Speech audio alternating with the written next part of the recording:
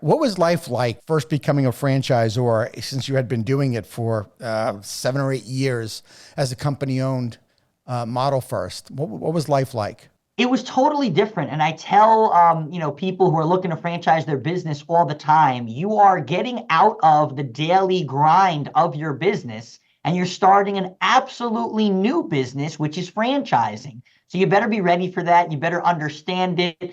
And you better be, ready to do something totally different. You're not, working with your customers and serving your customers and training your staff at your location. You are training other people on how to do what you do, and it's different. It's something new for me every day. I enjoy it, and I enjoy helping other people succeed. How did you find your first dozen franchisees? A variety of different ways. The first franchise owner who came to us was a customer of our dog walking business and of the resort. Wow.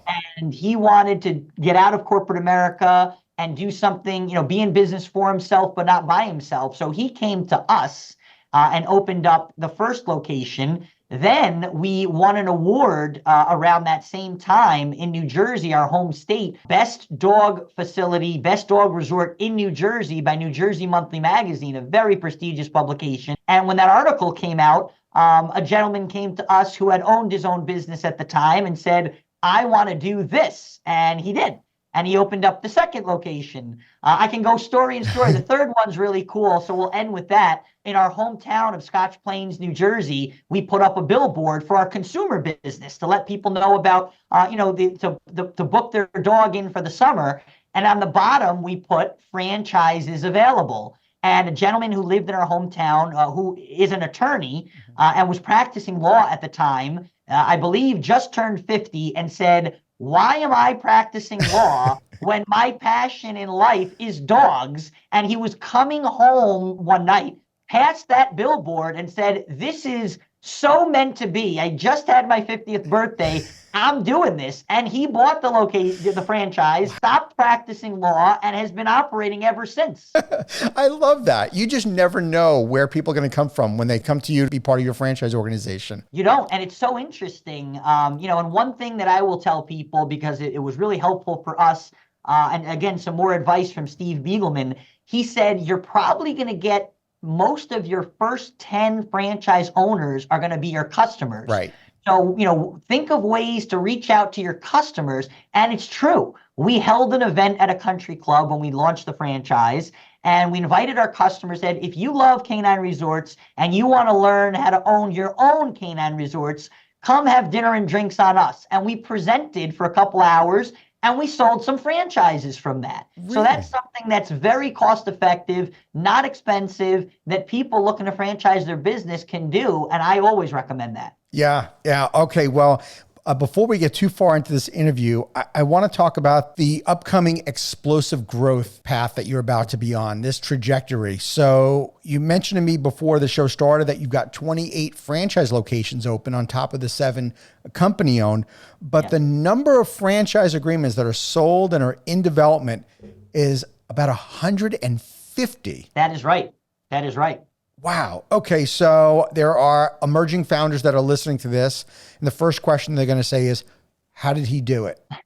Well, the short answer is it took some time. We had, as we discussed, we had launched the franchise in 11, and really in 2016, we brought on a family office style private equity firm and partnered with them. They made an investment for a couple of $1 million for a significant minority interest in the company. And they really taught us a lot on how we should scaling the right way, building out the team. So from 2016 to 2020, right when COVID happened, we were scaling at about 15 units per year in selling that many. And then COVID came, took a little bit of a break in selling, but we still sold 15 in 2020. Mm-hmm. And then in 2021, when more of our franchise owners started opening, and we were able to produce a much healthier item 19, then people really started paying attention, and we got some folks that came in and they told their friends, and more people heard about us as every time we opened up a location,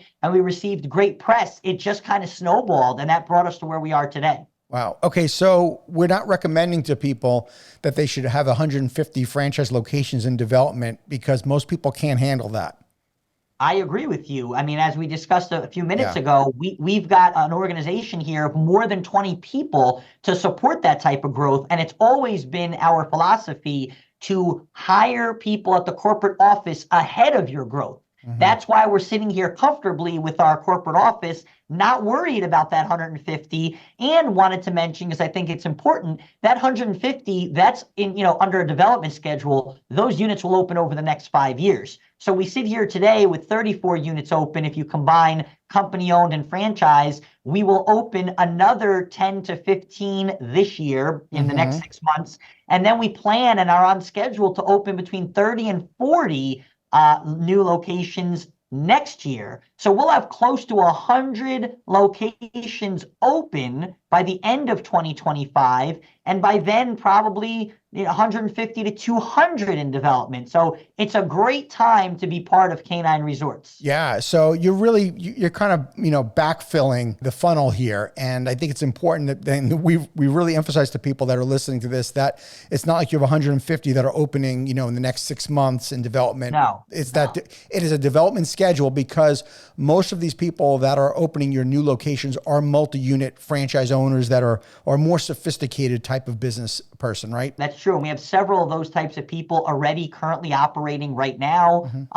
We have a gentleman that owns 3 locations, 2 in New Jersey, 1 in Pennsylvania, another gentleman that's in business with his family in Houston, that has several units open and several units in development. And really all around the country, that's been the theme the last 24 to 36 months. We're getting some really great multi-unit franchisees, some of which are franchisees of multiple brands. So they may own, other franchise brands in addition to owning K-9 Resorts, and they have an infrastructure of people and support that are helping them open up their location.